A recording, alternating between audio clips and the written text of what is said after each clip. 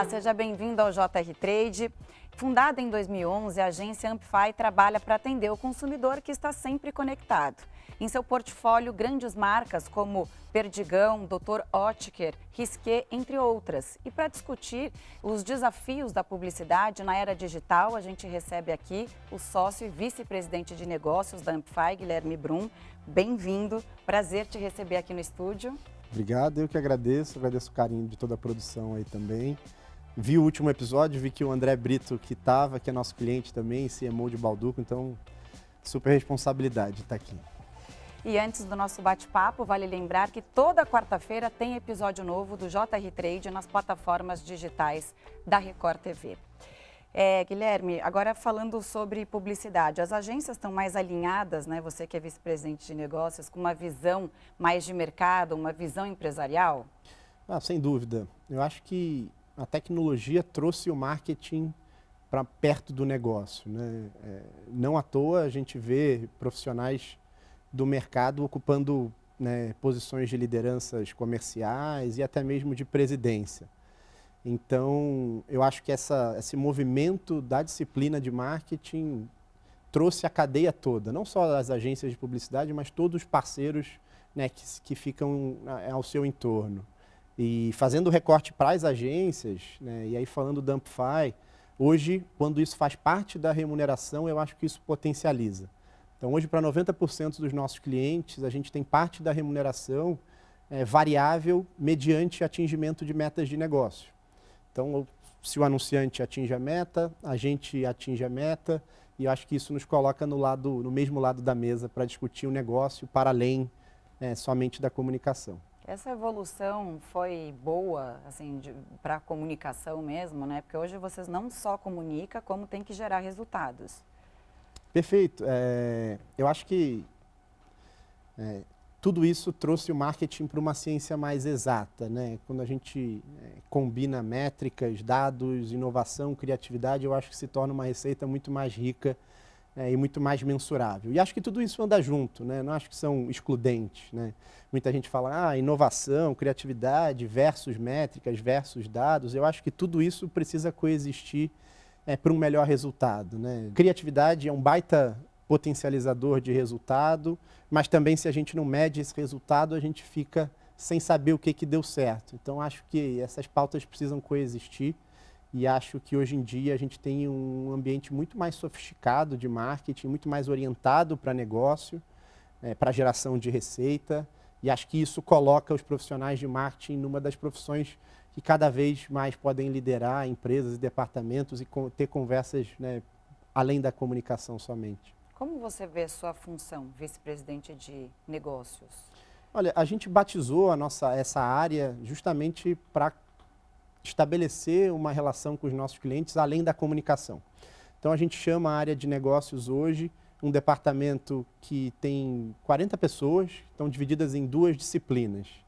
A primeira delas é o atendimento, responsável pela gestão dos contratos e do relacionamento com os nossos clientes.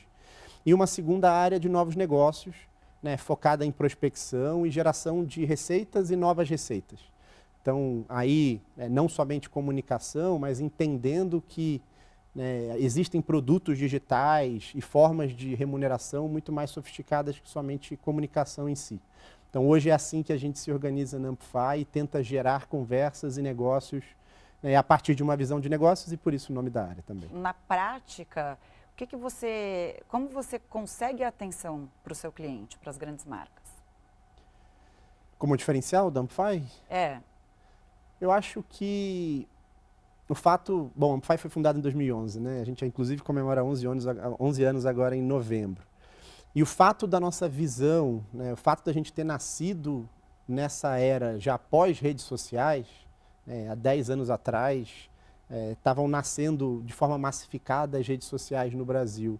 Então, a nossa visão estratégica foi fundada nessa época, onde a relação consumidor-marca estava passando por uma grande transformação e deixava de ser o formato, né, vertical, organizado em flights de campanha e passa a ter o diálogo como principal ambiente de troca.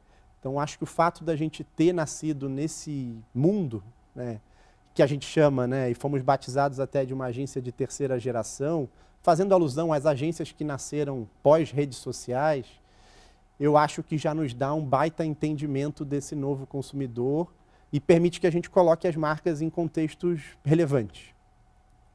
E tem a história também da interação com o público, né? Antes a pessoa só consumia assistindo, hoje ela troca uma ideia com aquele produto. A hora que ela quer, onde ela quer. Né? Acho que fazendo uma alusão entre essas gerações, antes a gente tinha um comportamento, né, de via única entre as marcas e os consumidores, onde o discurso, a fala estava muito mais apoiada em necessidades da marca, daquele anunciante, em produtos, em peculiaridades orientadas para a marca. Quando a gente inverte essa lógica e torna uma lógica muito linear, onde através da adoção das redes sociais, alavancada pelo celular, e o Brasil é um dos países mais conectados do mundo, né, inverte essa relação de poder. Né? O consumidor passa a acessar as marcas a hora que ele quer, aonde ele quer. Então, se tornar relevante nesse contexto é um baita desafio, porque é um ambiente também extremamente difuso, né, onde as marcas disputam atenção, né, junto com o amigo, junto com o programa do fim de semana, com o meme. Então, realmente, para você fazer um trabalho, você precisa ter um entendimento desse consumidor, do comportamento, para que você entregue uma mensagem relevante, especialmente no ambiente digital, onde ele pode pular, clicar, fechar. Então, captar a atenção disputar esse share de atenção do consumidor, ele não é fácil, mas através, né, de um ambiente relevante, de um conteúdo, né, que agregue valor, eu acho que é um pouco do caminho e a gente já nasceu nesse contexto, então o nosso pensamento já foi formatado, né, para essa realidade do diálogo versus uma realidade muito mais linear que a gente tinha. Né? Guilherme, tem o tal do engajamento. Isso é importantíssimo hoje, né? Não é só o cliente ir lá e olhar, ele tem que engajar também. Exatamente, acho que essa é uma métrica que faz essa ponte que a gente estava falando.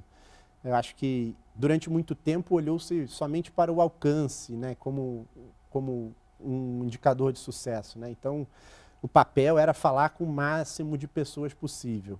Quando a gente traz isso para um ambiente digital, a gente consegue medir, né, a relevância dessa mensagem através da interação.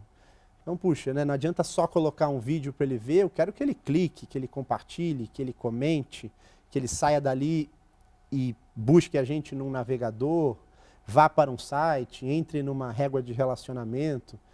Então, eu acho que a mensagem deixa de ser, o alcance deixa de ser o único KPI, e eu acho que o engajamento entrega para a gente outros dados, como a relevância, como o contexto.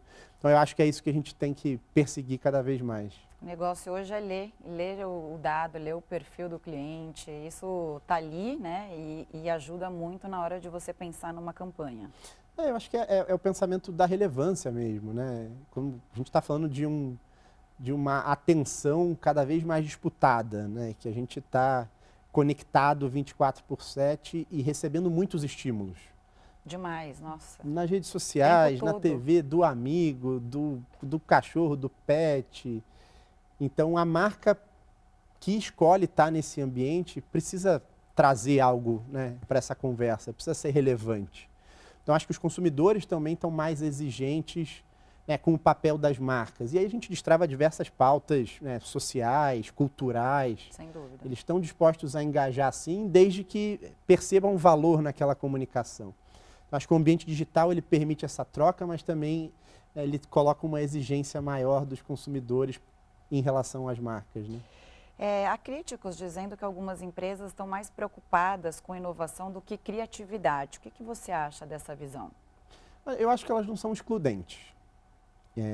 Eu acho que criação e inovação, eles andam lado a lado. Assim como métricas, como a gente estava falando. Né? Puxa, ninguém quer medir algo que ninguém tem interesse. Para ter interesse, você precisa passar por esses territórios de inovação, de criatividade. E também não adianta você só ter criatividade se você não tem eficiência. Para ter eficiência, você precisa medir. Então, acho que esses são dados que se combinam e são potencializadores do resultado final. Então, eu defendo que os dois são de extrema relevância e hoje a gente pode ter os dois e por que não, né?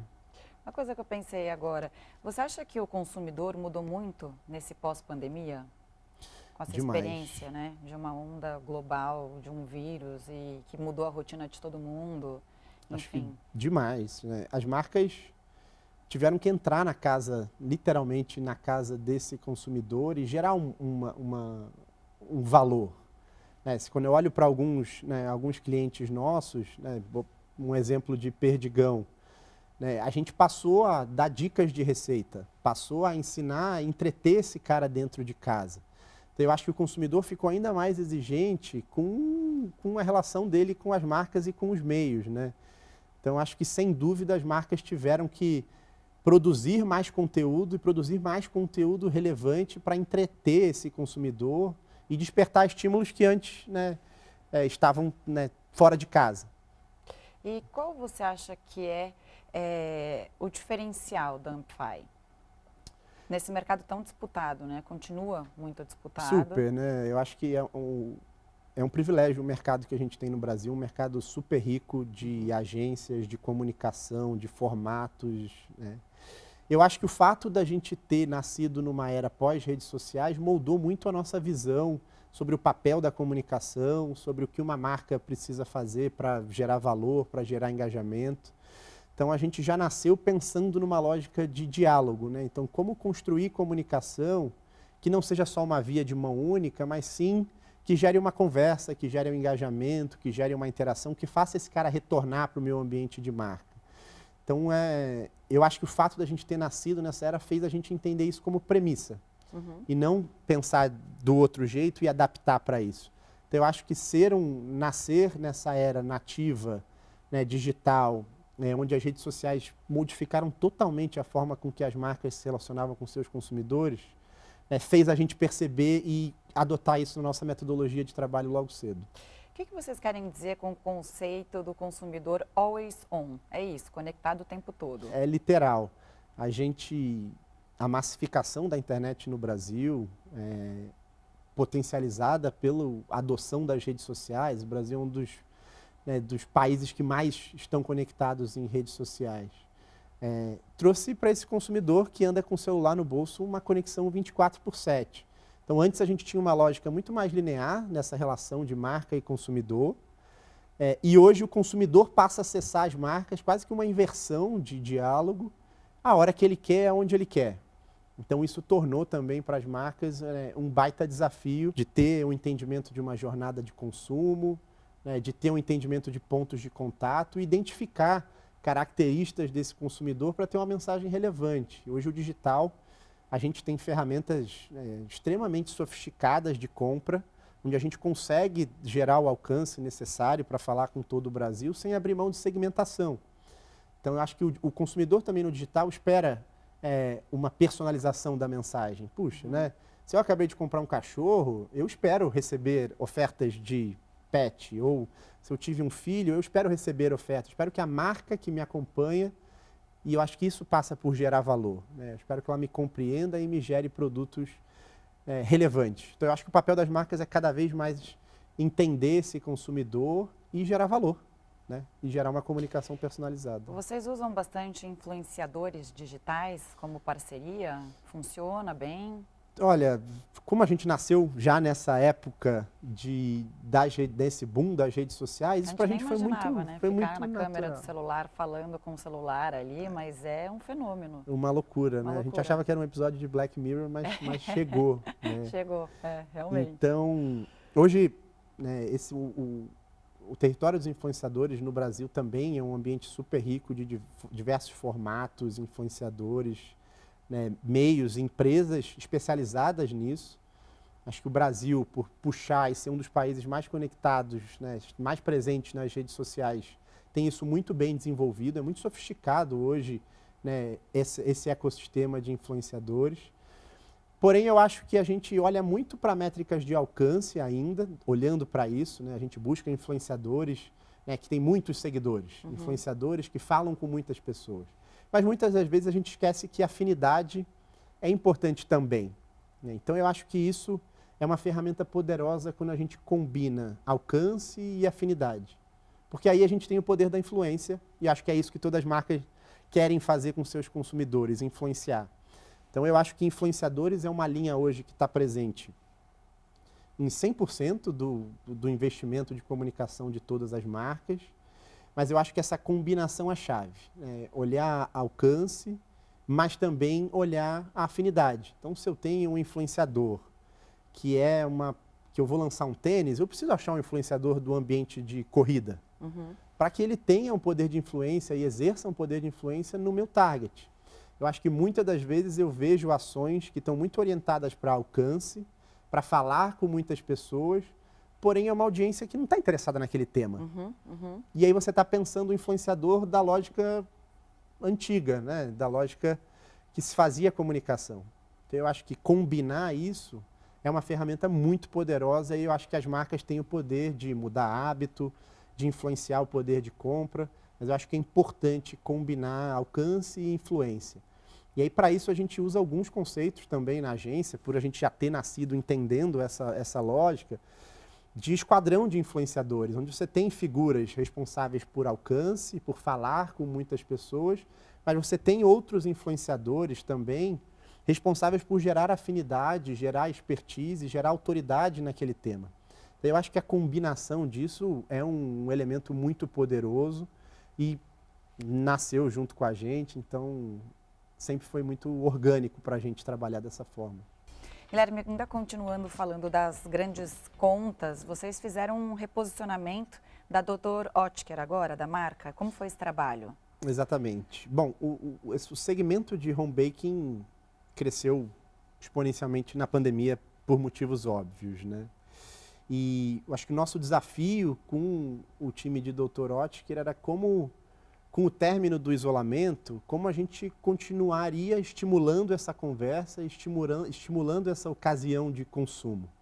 E foi aí que a gente, né, fez uma série de pesquisas e análise de comportamento e descobriu que todo brasileiro tem um jeitinho especial para fazer a melhor receita, né? Que são segredos super lúdicos. Então, eu coloco uma música. Eu bato o meu bolo no sentido anti-horário. Eu coloco uma pitada a mais disso. Então, a gente descobriu, através desse insight super poderoso, e eu acho que conecta com o que a gente falou, de ser uma comunicação relevante, uma coisa que tenha uma verdade no consumidor, de que o brasileiro tem um jeitinho especial para fazer qualquer tipo de receita, e aquele jeitinho ele jura que é o segredo da melhor receita. Então, olhando para esse achado, a gente criou o conceito da marca, né? Quando o assunto é bolo, todo mundo é doutor, Dr. Oetker, né? Que traz também o nome da marca no nome, usando esse jargão que a gente usa carinhosamente no Brasil, para mostrar o quão íntimo e o quão afetivo é cozinhar em casa. Então, foi um pouco disso que a gente visitou para criar esse novo conceito da marca e contar para as pessoas que, independente de onde estejam, é muito íntimo cozinhar. É um ato de afeto, de carinho, que você pode fazer sozinho, que você pode fazer em grupo, que você pode fazer na sua família.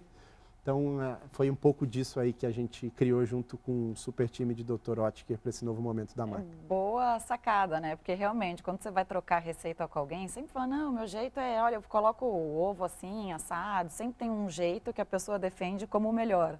Sempre tem. Sempre. E nunca tá na receita, né? Isso é aquelas coisas que a gente traz de memória afetiva das gerações anteriores. Então, eu acho que Dr. Oetker, que é uma marca que está no dia a dia de todos os brasileiros, poderia celebrar isso como uma verdade, né? Uma marca super reconhecida, né? Com um portfólio gigante de produtos. Então, a nossa ideia foi trazer isso à tona para que as pessoas, né, continuem cozinhando, continuem exercendo esse hábito tão legal, tão íntimo, né? De colocar um pouco de si naquela receita, né? Nunca é uma receita pronta, né? Por mais pronta que seja a receita, que exija pouco preparo, a gente viu que todo mundo colocava um pouco de si ali dentro.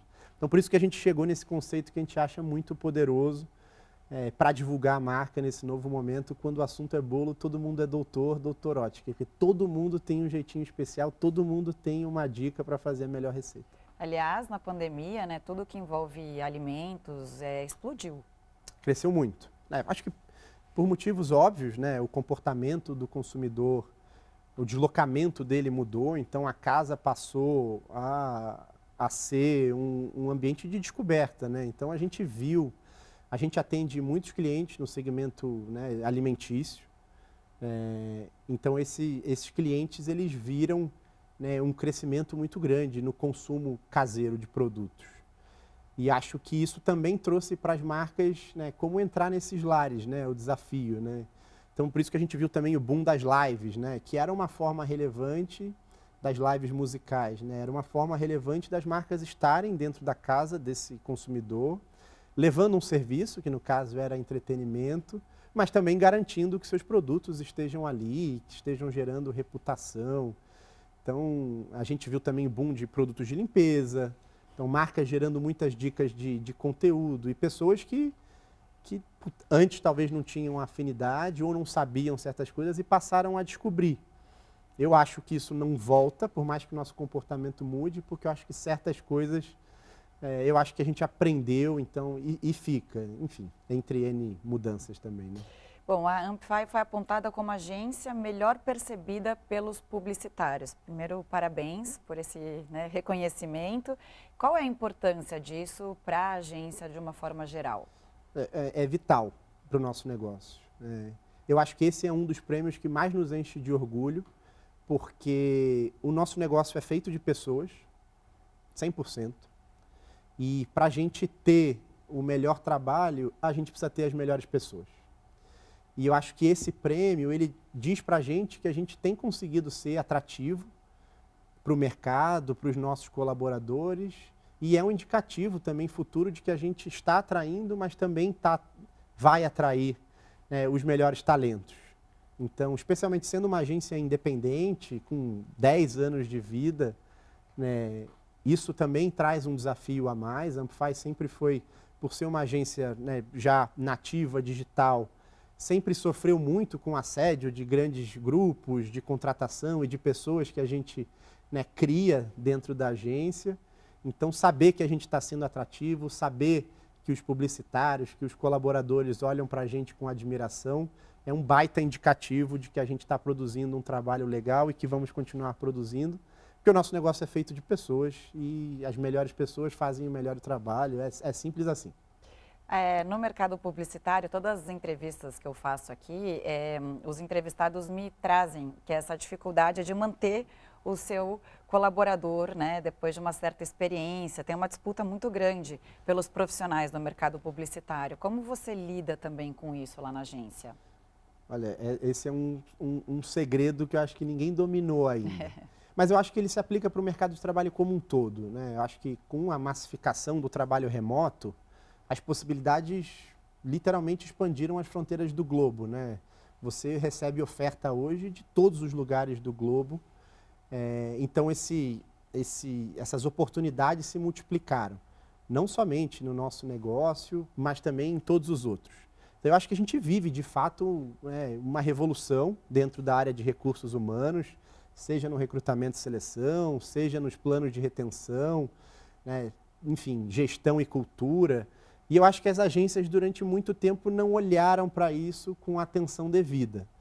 Então, em parte, eu acho positivo, que eu acho que nos obriga a desenvolver planos de retenção, nos obriga a falar mais sobre gestão e, sim, gera uma disputa, especialmente com perfis mais técnicos, voltados para dados, tecnologia e mídia, onde a gente já tem uma escassez dessa mão de obra e um aumento de demanda gigantesco torna essa disputa ainda mais acirrada. Do ponto de vista dos colaboradores, é uma ótima notícia, né? Hoje você tem diversos modelos flexíveis de trabalho e uma oferta crescente dentro desse mercado. Mas, sem dúvida, as agências, eu acho que olharam um pouco para isso e agora tem que correr atrás para continuar se tornando relevante, para continuar a ter, né, bons planos de retenção. Eu acho que tem um segundo tópico que a gente até falou no começo da conversa, que é esse profissional de comunicação sendo cada vez mais, né, plural, né, não somente atuando em comunicação, mas liderando.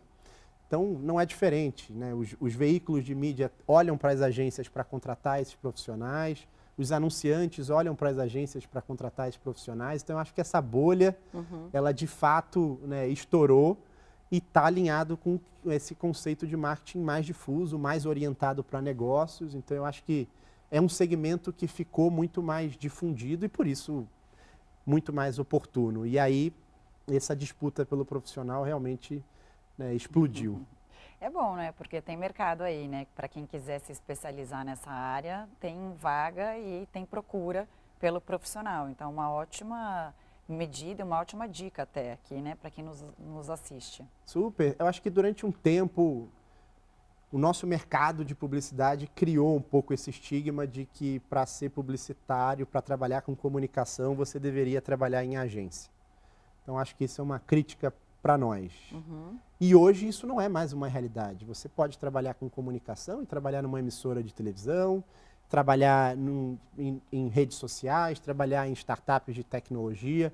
Então, eu acho que ficou muito mais abrangente o conceito de marketing e comunicação e isso permitiu que o profissional de marketing pudesse transitar em diversas áreas e não somente agências de publicidade ou não somente os anunciantes.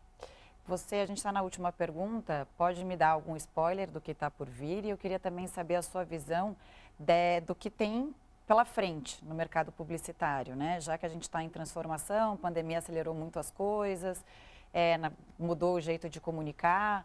Então, o que a gente tem aí para acontecer nos próximos meses? Porque a gente não pode mais falar em ano, né? É dia, né? É dia. Então, Total. meses, assim, até o final do ano, o que a gente pode esperar? Eu acho que a gente vai ter um Q4 muito movimentado e atípico, né? Se a gente olhar para os próximos meses, a gente vai ter Copa, eleição, Natal, Black Friday, tudo junto. Nem vai ver o ano passar. Né? Não vai ver o ano passar. Não. E eu acho que isso deixa para as marcas e para os parceiros um baita desafio, que é, num contexto sem essas datas, já é extremamente difuso, né? Você lutar pelo share de atenção. Imagina com uma Copa quase que em cima de um Natal. Então, eu acho que a gente vai ter um último quarter do ano super movimentado. Eu acho que a gente vai ver campanhas, né, incríveis e ações de marca, né, que patrocinam a Copa ou que tem grande parte do resultado apoiado em Natal, como o Bauducco, que a gente falou, por exemplo, que é uma marca reconhecida, né, por ser uma marca de Natal, por conta do Panetone. Então, eu acho que a gente vai ter uma movimentação do ponto de vista de comunicação, entretenimento e outras, muito agitada aí nesse Q4 e acho que a gente vai ver muita campanha, muita comunicação, muita marca buscando o seu share de atenção e eu acho que vai ser um quarter super movimentado aí de comunicação. Bom, pelo jeito você vai trabalhar bastante, né? Tomara, tomara. O problema é quando está tudo muito calmo. Movimentado é sempre bom. Obrigada pela companhia aqui, pela entrevista. Ótimo esse nosso bate-papo. Volte sempre. Maravilha. Eu que agradeço e espero voltar. Obrigado a todos aí pelo convite. E você já sabe, toda quarta-feira tem episódio novo do JR Trade nas plataformas digitais da Record TV. Eu agradeço também a sua companhia e até a próxima.